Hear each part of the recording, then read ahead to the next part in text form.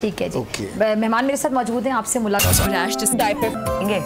Peoples park है किया गया, उसके हवाले से पीपल्स पार्टी ने अपनी जो तजावीज़ हैं वो इस मुसवदे में शामिल की हैं और साथ ही उन्होंने ये भी वाजे किया कि पीपल्स पार्टी ने तो अपना काम मुकम्मल कर दिया, लेकिन अपोजिशन ने अभी तक अपना मुसवदा जो है वो हमारे साथ शेयर नहीं किया। और साथ ही उन्होंने ये भी कहा कि मेरे कहने पर, मेरी जिद पर हुकूमत ने इतना वक्त दिया इत्तफाक राय पैदा करने के लिए, लेकिन लामहदूद वक्त नहीं दिया जा सकता। और ये क्लियर किया उन्होंने कि अगर अपोजिशन ने इत्तफाक राय ना किया आइंदा आने वाले कुछ दिनों में, तो इस पर हुकूमत और पीपल्स पार्टी मिलकर जो है इस कानून साजी की तरफ जाएंगे, क्योंकि नंबर गेम्स जो है वो हुकूमत का दावा है कि वो हमारे पास पूरी है।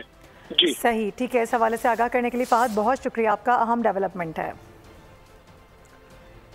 और कराची वालों के लिए एक अच्छी खबर है, तीसरे दिन भी बारिश का सिलसिला एक बार फिर शुरू हो गया है। औरंगी टाउन है, नेवल